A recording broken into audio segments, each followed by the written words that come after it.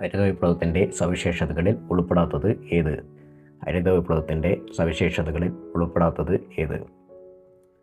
Option A അത്യുൽപാദന ശേഷിയുള്ള വിത്തിനങ്ങൾ, B രാസവളങ്ങളുടെ ഉപയോഗം, C യന്ത്രവൽക്കരണം, ഡി കർഷകരുടെ കുടിയേറ്റം. ഹരിത വിപ്ലവത്തിൻ്റെ സവിശേഷതകളിൽ ഉൾപ്പെടാത്തത് ഏത്? ശരിയായ ഉത്തരം ഓപ്ഷൻ ഡി കർഷകരുടെ കുടിയേറ്റം. ഹരിത വിപ്ലവത്തിൻ്റെ സവിശേഷതകളിൽ ഉൾപ്പെടാത്തത് ഏത്? ഉത്തരം ഓപ്ഷൻ ഡി കർഷകരുടെ കുടിയേറ്റം. ഇന്ത്യയിലെ ഹരിത വിപ്ലവത്തിൻ്റെ പിതാവ് MS സ്വാമിനാഥനാണ്. ലോകത്തിലെ ഹരിത വിപ്ലവത്തിൻ്റെ പിതാവ് നോർമൻ ബോർലോഗ് ആണെന്ന് ഓർമ്മിക്കുക. കൽക്കരി നിക്ഷേപം ഏറ്റവും കൂടുതലുള്ള ഇന്ത്യയിലെ സംസ്ഥാനം ഏത്? കൽക്കരി നിക്ഷേപം ഏറ്റവും കൂടുതലുള്ള ഇന്ത്യയിലെ സംസ്ഥാനം ഏത്? A Odisha, B Bihar, C Madhya Pradesh, D Jharkhand. കൽക്കരി നിക്ഷേപം ഏറ്റവും കൂടുതലുള്ള ഇന്ത്യയിലെ സംസ്ഥാനം. ശരി ഉത്തരം ഓപ്ഷൻ ഡി ജാർഖണ്ഡ്. ഝാരിയ, ബൊക്കാറോ എന്നിവ ജാർഖണ്ഡിലെ പ്രധാന കൽക്കരി മേഖലകളാണ്. ഇന്ത്യയിലെ ഏറ്റവും വലിയ കൽക്കരി ഉൽപ്പാദന സ്ഥാപനമാണ് കോൾ ഇന്ത്യ ലിമിറ്റഡ്. ഇന്ത്യയിലെ ഏറ്റവും ദൈർഘ്യമേറിയ പാലം ഏത്? ഇന്ത്യയിലെ ഏറ്റവും ദൈർഘ്യമേറിയ പാലം ഏത്? Option A Bhupen Hazarika Setu, Dhola Sadiya bridge. Option B Atal Setu, Mumbai trans harbour link. C Mahatma Gandhi Setu, D Vikramshila Setu. ഇന്ത്യയിലെ ഏറ്റവും ദൈർഘ്യമേറിയ പാലം ഏത്? ശരിയായ ഉത്തരം അടൽ സേതു. അടൽ സേതുവിൻ്റെ നീളം ഏകദേശം 21.8 കിലോമീറ്ററാണ്. ഇത് ഉദ്ഘാടനം ചെയ്തത് 2024 ജനുവരി 12-നാണ്. മുംബൈയെയും നവി മുംബൈയെയും ബന്ധിപ്പിക്കുന്ന 6-വരിപ്പാത കടൽ പാലമാണിത്. 1991 പുത്തൻ സാമ്പത്തിക നയം നടപ്പിലാക്കിയപ്പോൾ ഇന്ത്യയുടെ ധനകാര്യമന്ത്രി ആരായിരുന്നു?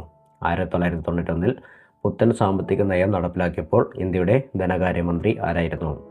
A Pranab Mukherjee, B P Chidambaram, C doctor Manmohan Singh, D Nirmala Sitharaman. ശരി ഉത്തരം option C doctor Manmohan Singh. 1991 പുത്തൻ സാമ്പത്തിക നയം ന്യൂ എക്കണോമിക് പോളിസി നടപ്പിലാക്കിയപ്പോൾ ഇന്ത്യയുടെ ധനകാര്യമന്ത്രി ആരായിരുന്നു? ശരി ഉത്തരം option C doctor Manmohan Singh. 1991 പുത്തൻ സാമ്പത്തിക നയം അവതരിപ്പിച്ച ധനകാര്യമന്ത്രി ഡോക്ടർ മൻമോഹൻ സിംഗ് ആയിരുന്നു. അന്നത്തെ പ്രധാനമന്ത്രി PV നരസിംഹ റാവു. ബ്രഹ്മപുത്രയുടെ പോഷക നദികളിൽ ശരിയായ ജോഡി ഏത്? ബ്രഹ്മപുത്രയുടെ പോഷക നദികളിൽ ശരിയായ ജോഡി ഏത്? Option A Manas Subansiri, B Gomti Teesta, C Son Lohit, D Ghaghra Lohit. ബ്രഹ്മപുത്രയുടെ പോഷക നദികളിൽ ശരിയായ ജോഡി ഏത്? ശരി ഉത്തരം ഓപ്ഷൻ എ മാനസ് സുബൻസിരി. ബ്രഹ്മപുത്രയുടെ പോഷക നദികളിൽ ശരിയായ ജോഡി ഓപ്ഷൻ എ മാനസ് സുബൻസിരി. മാനസ്, സുബൻസിരി, ലോഹിത്, ദിബാങ്, ധൻസിരി എന്നിവ ബ്രഹ്മപുത്രയുടെ പ്രധാന പോഷക നദികളാണ്. മാനസ്, സുബൻസിരി, ലോഹിത്, ദിബാങ്, ധൻസിരി എന്നിവ ബ്രഹ്മപുത്രയുടെ പ്രധാന പോഷക നദികളാണ്. താഴെ തന്നിട്ടുള്ളവയെ കാലഗണനയനുസരിച്ച് ക്രമപ്പെടുത്തുക. 1 ഗുരുവായൂർ സത്യാഗ്രഹം, 2 പാലിയം സത്യാഗ്രഹം, 3 ചാനാർ കലാപം, 4 കൂട്ടംകുളം സമരം. Option A 3, 2, 4, 1, B 3, 2, 1, 4, C 2, 3, 4, 1, D 4, 3, 2, 1. ശരിയായ ഉത്തരം ഓപ്ഷൻ എ 3, 2, 4, 1. 3 ചാനാർ കലാപം, 2 പാലിയം സത്യാഗ്രഹം, 4 കൂട്ടംകുളം സമരം, 1 ഗുരുവായൂർ സത്യാഗ്രഹം. ചാനാർ കലാപം 1822 to 1859 പാലിയം സത്യാഗ്രഹം 1947. കൂട്ടംകുളം സമരം 1947, പക്ഷേ പാലിയം സത്യാഗ്രഹത്തിന് ശേഷം. ഗുരുവായൂർ സത്യാഗ്രഹം 1931 to 32. പ്രാതിനിധ്യമില്ലാതെ നികുതിയില്ല എന്ന മുദ്രാവാക്യം ഏത് സംഭവവുമായി ബന്ധപ്പെട്ടിരിക്കുന്നു? പ്രാതിനിധ്യമില്ലാതെ നികുതിയില്ല, നോ ടാക്സേഷൻ വിത്തൗട്ട് റെപ്രസെൻറ്റേഷൻ എന്ന മുദ്രാവാക്യം ഏത് സംഭവവുമായി ബന്ധപ്പെട്ടിരിക്കുന്നു? എ ഫ്രഞ്ച് വിപ്ലവം, ബി റഷ്യൻ വിപ്ലവം, സി ചൈനീസ് വിപ്ലവം, ഡി അമേരിക്കൻ സ്വാതന്ത്ര്യ സമരം. പ്രാതിനിധ്യമില്ലാതെ നികുതിയില്ല. ശരിയായ ഉത്തരം ഓപ്ഷൻ ഡി അമേരിക്കൻ സ്വാതന്ത്ര്യ സമരം. നോ ടാക്സേഷൻ വിത്തൗട്ട് റെപ്രസെൻറ്റേഷൻ എന്ന മുദ്രാവാക്യം ബ്രിട്ടീഷ് പാർലമെൻറ്റിൽ പ്രാതിനിധ്യമില്ലാതെ അമേരിക്കൻ കോളനികൾക്ക് നികുതി ചുമത്തിയതിനെതിരെ ഉയർന്ന പ്രതിഷേധ മുദ്രാവാക്യമാണ്. ഇന്ത്യയിൽ ആദ്യമായി യുനെസ്കോയുടെ സാഹിത്യ നഗരം, യുനെസ്കോ സിറ്റി ഓഫ് ലിറ്ററേച്ചർ പദവി നേടിയ നഗരം ഏതാണ്? ഇന്ത്യയിൽ ആദ്യമായി യുനെസ്കോയുടെ സാഹിത്യ നഗരം, യുനെസ്കോ സിറ്റി ഓഫ് ലിറ്ററേച്ചർ പദവി നേടിയ നഗരം ഏതാണ്? Option A Kolkata, B Kozhikode, C Varanasi, D Jaipur. ശരിയായ ഉത്തരം ഓപ്ഷൻ ബി കോഴിക്കോട്. ഇന്ത്യയിൽ ആദ്യമായി യുനെസ്കോയുടെ സാഹിത്യ നഗരം പദവി നേടിയ നഗരം ഏതാണ്? ശരിയായ ഉത്തരം ഓപ്ഷൻ ബി കോഴിക്കോട്. ഇന്ത്യയിലെ ഏറ്റവും ദൈർഘ്യമേറിയ പാലം ഏതാണ്? ഇന്ത്യയിലെ ഏറ്റവും ദൈർഘ്യമേറിയ പാലം ഏതാണ്? Option A Bhupen Hazarika Setu, B Atal Setu, C Mahatma Gandhi Setu, D Vikramshila Setu. ശരിയായ ഉത്തരം അടൽ സേതു. ഇന്ത്യയിലെ ഏറ്റവും ദൈർഘ്യമേറിയ പാലം? ശരിയായ ഉത്തരം അടൽ സേതു. താഴെ പറയുന്ന സംസ്ഥാനങ്ങളിൽ ദ്വിമണ്ഡല സമ്പ്രദായം നിലവിലുള്ള സംസ്ഥാനം ഏതാണ്? താഴെ പറയുന്ന സംസ്ഥാനങ്ങളിൽ ദ്വിമണ്ഡല സമ്പ്രദായം നിലവിലുള്ള സംസ്ഥാനം ഏതാണ്? Option A Karnataka, B Manipur, C Tamil Nadu, D Gujarat. ശരിയായ ഉത്തരം എ കർണാടക. താഴെ പറയുന്ന സംസ്ഥാനങ്ങളിൽ ദ്വിമണ്ഡല സമ്പ്രദായം കേമറൽ ലെജിസ്ലേച്ചർ നിലവിലുള്ള സംസ്ഥാനം ഏതാണ്? ശരിയായ ഉത്തരം എ കർണാടക. ഇന്ത്യയിൽ നിലവിൽ 6 സംസ്ഥാനങ്ങൾക്കാണ് ദ്വിമണ്ഡല നിയമനിർമ്മാണ സഭ ഉള്ളത്. ആന്ധ്രാപ്രദേശ്, ബീഹാർ, കർണാടക, മഹാരാഷ്ട്ര, തെലങ്കാന, ഉത്തർപ്രദേശ് എന്നിവയാണവ. ആന്ധ്രാപ്രദേശ്, ബീഹാർ, കർണാടക, മഹാരാഷ്ട്ര, തെലങ്കാന, ഉത്തർപ്രദേശ്. ക്രിമിനൽ പ്രൊസീജിയർ കോഡിന് പകരമായി നിലവിൽ വന്ന നിയമം ഏതാണ്? ക്രിമിനൽ പ്രൊസീജിയർ കോഡ് CRPCക്ക് പകരമായി നിലവിൽ വന്ന നിയമം ഏതാണ്? ഓപ്ഷൻ എ ഭാരതീയ ന്യായ സംഹിത, ബി ഭാരതീയ നാഗരിക സുരക്ഷാ സംഹിത, സി ഭാരതീയ സാക്ഷ്യ അധിനിയം, ഡി ഭാരതീയ സുരക്ഷാ ന്യായ സംഹിത. ശരിയായ ഉത്തരം ഓപ്ഷൻ ബി ഭാരതീയ നാഗരിക് സുരക്ഷാ സംഹിത BNSS. ക്രിമിനൽ പ്രൊസീജിയർ കോഡിന് പകരമായി നിലവിൽ വന്ന നിയമം ഏതാണ്? ശരിയായ ഉത്തരം ഓപ്ഷൻ ബി ഭാരതീയ നാഗരിക് സുരക്ഷാ സംഹിത. നാറ്റോ സൈനിക സഖ്യത്തിലെ നിലവിലെ സെക്രട്ടറി ജനറൽ ആരാണ്? നാറ്റോ സൈനിക സഖ്യത്തിലെ നിലവിലെ സെക്രട്ടറി ജനറൽ ആരാണ്?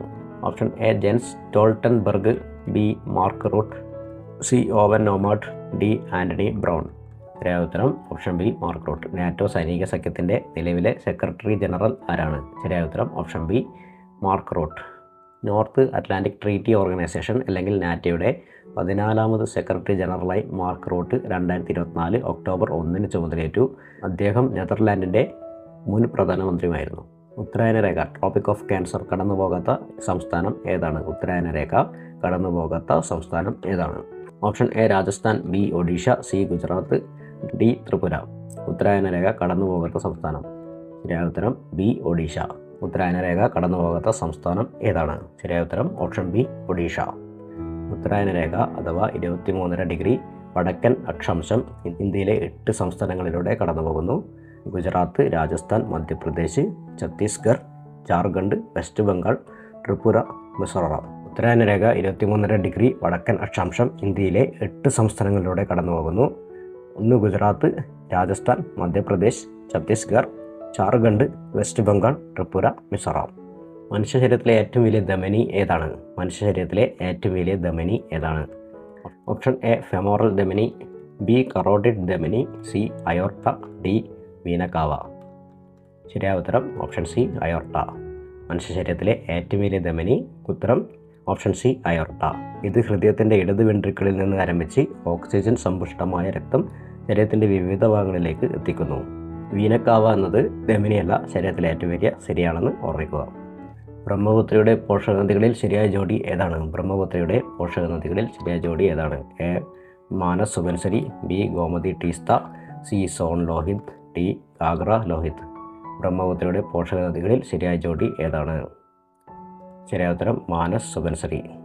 മാനസ്, സുബൻസരി, ലോഹിത്, ദിബാങ്, ധാൻസരി എന്നിവയാണ് ബ്രഹ്മപുത്രയുടെ പ്രധാന പോഷകനദികൾ. സോൺ നദി ഗംഗയുടെ പോഷകനദിയാണ്. ഗാഗ്രയും ഗംഗയുടെ പ്രധാന പോഷകനദിയാണ്. അതിനാൽ പൂർണ്ണമായും ശരിയായ ജോഡി മാനസ് സുബൻസരി ആണ്. ഭവാനിപ്പുഴയിൽ എത്തിച്ചേരുന്ന കൊടുങ്ങരപ്പള്ളം പുഴ ഒഴുകുന്ന പ്രദേശം ഏതാണ്? ഭവാനിപ്പുഴയിൽ എത്തിച്ചേരുന്ന കൊടുങ്ങരപ്പള്ളം പുഴ ഒഴുകുന്ന പ്രദേശം ഏതാണ്? A Tholpetty, B Munnar, C Attappadi, D Mudumalai. ശരിയായ ഉത്തരം ഓപ്ഷൻ ഡി മുതുമല. ഭവാനിപ്പുഴയിൽ എത്തിച്ചേരുന്ന കൊടുങ്ങരപ്പള്ളം പുഴ ഒഴുകുന്ന പ്രദേശം ഏതാണ്? ശരിയായ ഉത്തരം ഓപ്ഷൻ ഡി മുതുമല. കൊടുങ്ങരപ്പള്ളം പുഴ തമിഴ്നാട്ടിലെ മുതുമല വന്യജീവി സങ്കേതം പ്രദേശത്തോടുകൂടി ഒഴുകി ഭവാനിപ്പുഴയിൽ ചേരുന്നു. ഭവാനിപ്പുഴ പിന്നീട് കാവേരി നദിയുടെ പ്രധാന പോഷകനദിയായി മാറുന്നു. 1991 ഇന്ത്യയിൽ നടപ്പിലാക്കിയ പുത്തൻ സാമ്പത്തിക നയത്തിൻ്റെ സവിശേഷതകൾ ഏതെല്ലാമാണ്? 1 ഉദാരവൽക്കരണവും സ്വകാര്യവൽക്കരണവും, 2 ആഗോളവൽക്കരണം, 3 ദേശസാൽക്കരണം. എ 1 മാത്രം, ബി 2 മാത്രം, സി 1, 2 മാത്രം, ഡി 1, 2, 3. ശരിയായ ഉത്തരം ഓപ്ഷൻ സി 1, 2 മാത്രം. 1991 ഇന്ത്യയിൽ നടപ്പിലാക്കിയ പുത്തൻ സാമ്പത്തിക നയത്തിൻ്റെ സവിശേഷതകൾ എന്തെല്ലാമാണ്? 1 ഉദാരവൽക്കരണവും സ്വകാര്യവൽക്കരണവും, 2 ആഗോളവൽക്കരണം. 1991 പുത്തൻ സാമ്പത്തിക നയം LPG ലിബറലൈസേഷൻ, പ്രൈവറ്റൈസേഷൻ, ഗ്ലോബലൈസേഷൻ എന്നറിയപ്പെടുന്നു. എൽ എന്നാൽ ഉദാരവൽക്കരണം ലിബറലൈസേഷൻ, പി എന്നാൽ സ്വകാര്യവൽക്കരണം പ്രൈവറ്റൈസേഷൻ, ജി എന്നാൽ ആഗോളവൽക്കരണം ഗ്ലോബലൈസേഷൻ. ദേശസാൽക്കരണം ഈ നയത്തിൻ്റെ ഭാഗമല്ല. 1991 പുത്തൻ സാമ്പത്തിക നയം നടപ്പിലാക്കിയപ്പോൾ ഇന്ത്യയുടെ ധനകാര്യ വകുപ്പ് മന്ത്രി ആരായിരുന്നു? Option A Pranab Mukherjee, B P Chidambaram, C doctor Manmohan Singh, D Nirmala Sitharaman. ശരിയായ ഉത്തരം ഡോക്ടർ മൻമോഹൻ സിംഗ്. 1991 പുത്തൻ സാമ്പത്തിക നയം നടപ്പിലാക്കിയപ്പോൾ ഇന്ത്യയുടെ ധനകാര്യ വകുപ്പ് മന്ത്രി ആരായിരുന്നു? ഉത്തരം option C doctor Manmohan Singh. ഇപ്പോഴത്തെ ഇന്ത്യയുടെ ധനകാര്യ വകുപ്പ് സഹമന്ത്രി ആരാണ്? ഇപ്പോഴത്തെ ഇന്ത്യയുടെ ധനകാര്യ വകുപ്പ് സഹമന്ത്രി ആരാണ്? A Suresh Gopi, B Pankaj Chaudhary, C George Kurian, D Jayant Chaudhary. ഇപ്പോഴത്തെ ഇന്ത്യയുടെ ധനകാര്യ വകുപ്പ് സഹമന്ത്രി ആരാണ്? ശരിയായ ഉത്തരം ബി പങ്കജ് ചൗധരി. ഇപ്പോഴത്തെ ഇന്ത്യയുടെ ധനകാര്യ വകുപ്പ് സഹമന്ത്രി ആരാണ്? Option B Pankaj Chaudhary. പങ്കജ് ചൗധരി നിലവിൽ ഇന്ത്യയുടെ ധനകാര്യ വകുപ്പ് സഹമന്ത്രി ആണ്.